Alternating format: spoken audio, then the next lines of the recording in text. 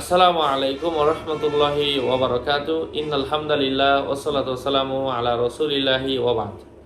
সম্মানিত প্রিয় ভাই ও বন্ধুরা, আজকের এই ভিডিওতে আলোচনা করব স্ত্রী লোকের বুকের দুধ বৃদ্ধি পাওয়ার আমল।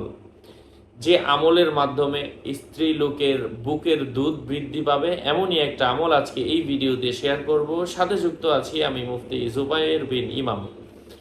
আলোচনা বুঝতে সাথেই থাকবেন। যারা এখনো চ্যানেলটি সাবস্ক্রাইব করেননি, সাবস্ক্রাইব করতে ভুলবেন না।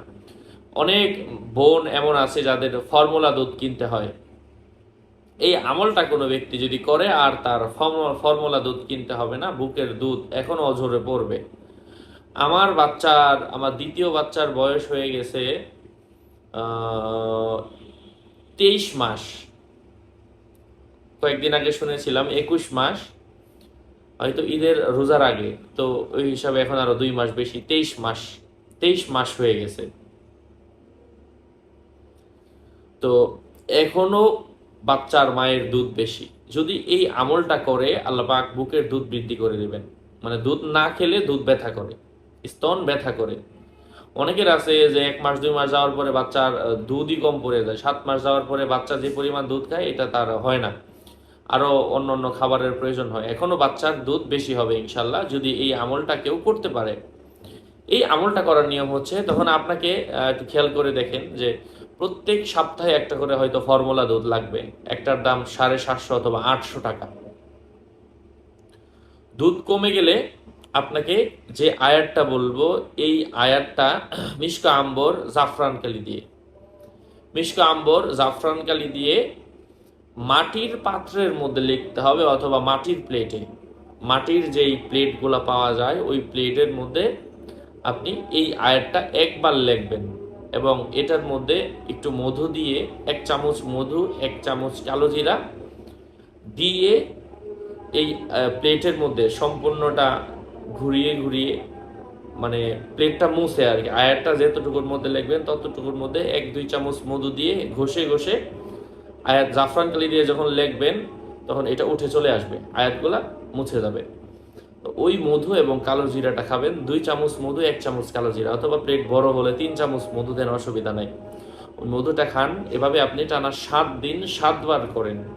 আল্লাহ পাকের অশেষ রহমে যে কোনো সময় যদি এই আমলটা করেন বুকের দুধ বৃদ্ধি হবে। আজকে একদিন করলেন, দ্বিতীয় দিন একবার করলেন, তৃতীয় দিন একবার করে, প্রত্যেক দিন একবার করে লিখতে হবে। বলবেন হুজুর লিখতে তো জানি না, তো আমি যেভাবে স্ক্রিনে দিয়ে দিব ওইটা দেখে দেখে নিজেই অনুমান করে লিখবেন, অসুবিধা নেই। এখানে আপনার আর জবর জের দিতে হবে না, শুধু অক্ষরগুলা লিখবেন।